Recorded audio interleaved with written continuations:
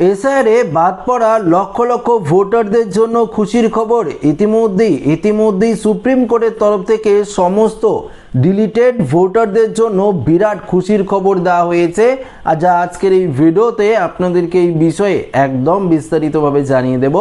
তো অবশ্যই ভিডিওটিতে আপনারা প্রত্যেকেই প্রথম থেকেই শেষ পর্যন্ত সঙ্গে থাকবেন এবং নতুন হয়ে থাকলে চ্যানেলটিকে সাবস্ক্রাইব করে পাশের দেওয়া বেল আইকনটিকেও প্রেস করে অল নোটিফিকেশনটিকে বাজিয়ে দেবেন। তো বন্ধুরা, অনেক দিন পর এসআইআর নিয়ে একটি গুরুত্বপূর্ণ আপডেট উঠে এসেছে, যা আপনাদের জন্য রয়েছে একটি দারুণ খুশির খবর।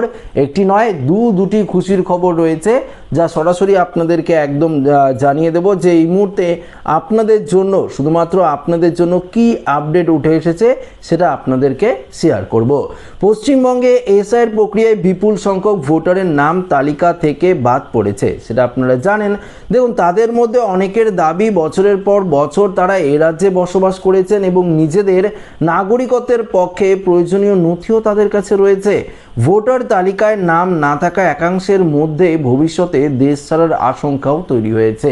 হ্যাঁ বন্ধুরা, যারা এই ভিডিওটি দেখছেন, দেখুন আপনার কথাই বলছি। ধরুন আপনার নাম যদি ভোটার লিস্ট থেকে বাতিল হয়ে যায়, তাহলে আপনার মনের মধ্যেও একটা আশঙ্কা তৈরি হবে যে হয়তো আমাকে দেশ ছাড়া হতে হবে, হয়তো আমার বাপ ঠাকুরদা যেখান থেকে এসেছে, হয়তো বাংলাদেশ থেকে এসেছে বা যেখান থেকে এসেছে সেখানেই হয়তো আমাকে পাঠিয়ে দেওয়া হবে, তাই তো এমনটা মনের মধ্যে তো একটা আশঙ্কা জাগবে।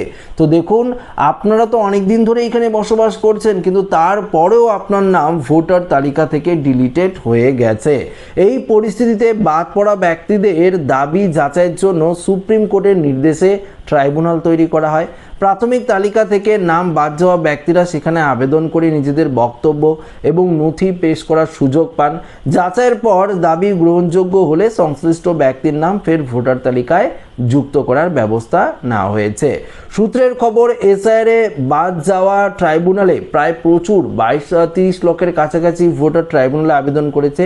এই বিপুল সংখ্যক আবেদনের মধ্যে বর্তমানে কতগুলো বিচারাধীন, কতগুলো ইতিমধ্যেই নিষ্পত্তি হয়েছে এবং কতজনের নাম পুনরায় ভোটার তালিকায় অন্তর্ভুক্ত হয়েছে, সেই পরিসংখ্যান কিন্তু চেয়েছে আদালত।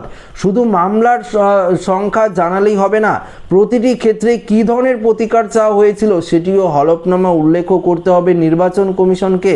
এদিন শুনানিতে সুপ্রিম কোর্টের সবচেয়ে গুরুত্বপূর্ণ পর্যবেক্ষণ, এসআইআরে কার নাম বাদ পড়েছে এবং তার নাগরিকত্ব বাতিল হওয়া, দুটি বিষয় সম্পূর্ণ আলাদা। ভোটার তালিকায় নাম না থাকার ভিত্তিতে কোনো ব্যক্তিকে বিদেশি বলে চিহ্নিত করা যাবে না।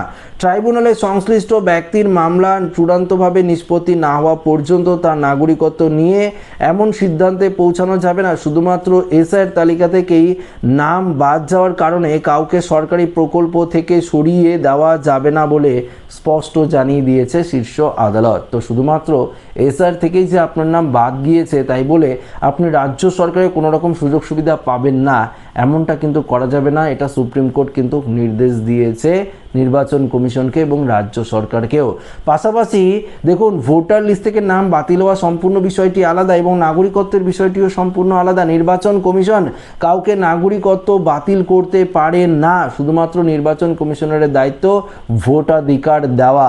তো এর বাইরে কিন্তু অন্য কিছু না, তাই সুপ্রিম কোর্ট স্পষ্ট জানিয়ে দিয়েছে আপনারা ভয় পাবেন না। আপনাদের নাম এসআইআর থেকে ডিলিটেড হয়েছে বা আপনার ট্রাইব্যুনালে আবেদন করেছেন, নিষ্পত্তি আপনার হয়নি, কী কারণে নিষ্পত্তি হয়নি, কতগুলো রয়েছে এখনো পর্যন্ত, সেগুলো কিন্তু সমস্ত তথ্য চেয়েছে সুপ্রিম কোর্ট, সেগুলো কিন্তু অবশ্যই সেই লিস্ট সুপ্রিম কোর্টের কাছে কিন্তু দিতে হবে নির্বাচন কমিশন।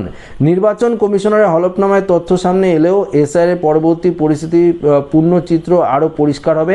আগামী শুনানিতে কমিশনারের দেওয়া রিপোর্টের ভিত্তিতে বিষয়টি নিয়ে পরবর্তী পদক্ষেপ করতে পারে শীর্ষ আদালত। তবে দেখুন, এই বিষয়টি কিন্তু এখন সত্যি ভাবার, কেননা ভোট পেরিয়ে গেছে, তার মধ্যে এখনো পর্যন্ত এই সংখ্যক ভোটারের নিষ্পত্তি হয়নি।